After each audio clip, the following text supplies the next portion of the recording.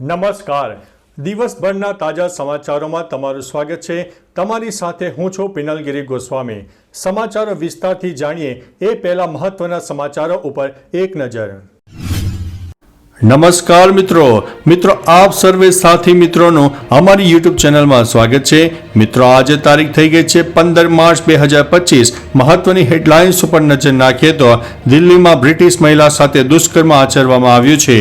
ત્યારે આગળ વાત થશે માઉન્ટ આબુનું નામ હવે બદલાશે કે શું? ત્યારે વાત થશે ખેડૂતો રાજી થાય તેવી અંબાલાલ પટેલની મોટી આગાહી સામે આવી છે. આગળ વાત થશે WPLમાં MI ફાઇનલમાં પહોંચ્યું છે.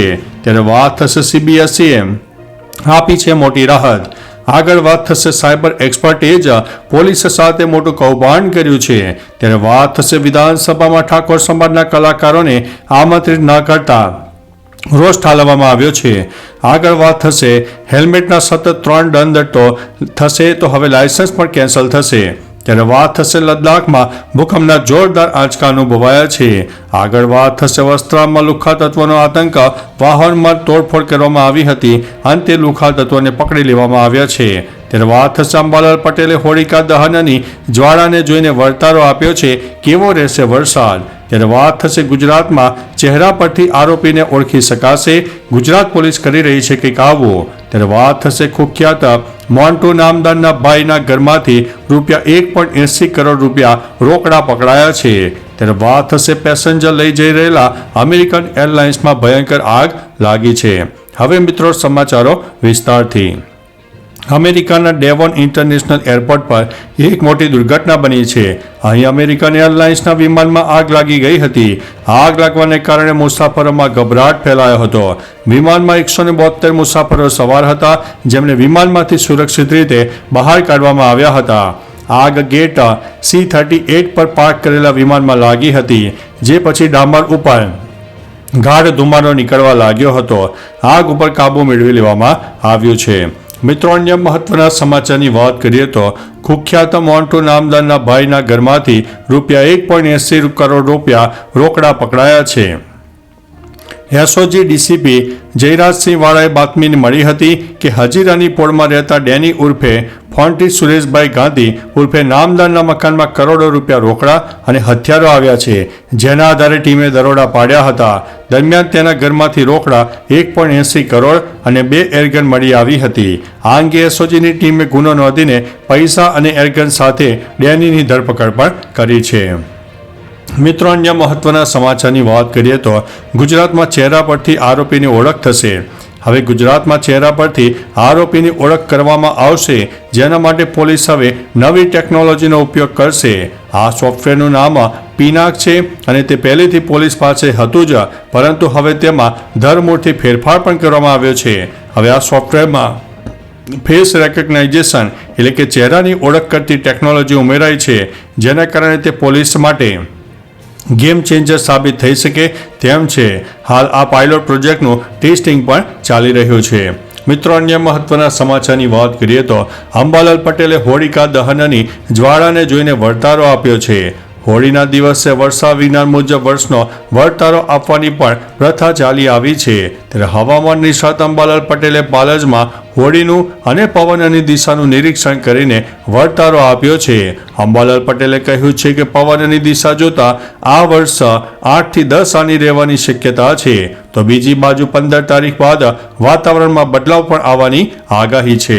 મિત્રો અન્ય મહત્વના સમાચારની વાત કરીએ તો વસ્ત્રાલમાં લુખ્ખા તત્વોનો આતંક, વાહનોમાં તોડફોડ કરવામાં આવી છે. અમદાવાદમાં વસ્ત્રાલ વિસ્તારમાં એકવાર ફરી અસામાજિક તત્વોનો આતંક જોવા મળ્યો છે. 15 થી 20 લોકોના ટોળાએ શાશ્વત ટૂર સોસાયટીમાં પાર્ક કરેલા કારોમાં તોડફોડ કરી અને ત્યારબાદ બદમાશો ફરાર થઈ ગયા. મોડી રાત્રે ગાડીઓમાં તોડફોડની ઘટનાથી સ્થાનિકોમાં ભયનો માહોલ સર્જાયો હતો. આ ઘટનાની જાણ થતાં સ્થાનિક પોલીસની ટીમ ઘટના સ્થળે પહોંચી હતી અને કાર્યવાહી હાથ ધરવામાં આવી હતી. મિત્રો અન્ય મહત્વના સમાચારની વાત કરીએ તો લદ્દાખમાં ભૂકંપના જોરદાર આંચકા. લદ્દાખના કારગિલમાં ભૂકંપનો જોરદાર આંચકો અનુભવાયો છે. રિક્ટર સ્કેલ ઉપર તેની તીવ્રતા 5.2ની માપવામાં આવી છે. જમ્મુ કાશ્મીરના ઘણા ભાગોમાં ભૂકંપના આંચકા અનુભવાયા હતા. તેની ઊંડાઈ 15 કિલોમીટર હતી. તમને જણાવી દઈએ કે લદ્દાખ અને લેહ બંને દેશના સિસ્મિક ઝોન નંબર 4માં સ્થિત છે. આ વિસ્તારો ભૂકંપના સંદર્ભમાં ઉચ્ચ ક્ષેત્રે જોખમી પણ સાબિત થયા છે. મિત્રો, અન્ય મહત્વના સમાચારની વાત કરીએ તો હેલ્મેટના સતત 3 દંડ થશે તો લાયસન્સ થશે કેન્સલ. જો 3 વખત હેલ્મેટ વિના પકડાય તો તમારું લાયસન્સ 3 મહિના માટે સસ્પેન્ડ કરી શકાય છે. જીવલેણ અકસ્માતોમાં 6 મહિનાનું ફરજિયાત સસ્પેન્શન થઈ શકે છે, જે આજીવન પ્રતિબંધ સુધી લંબાય છે. પ્રાદેશિક પરિવહન અધિકારી પોલીસ રિપોર્ટના આધારે લાયસન્સ રદ કરવા અથવા તો સસ્પેન્ડ કરવાનો અધિકાર ધરાવે છે. ટ્રાફિક પોલીસ ગંભીર ગુનાઓ માટે આરટીઓને લાયસન્સ રદ કરવાની ભલા પણ કરી શકે છે.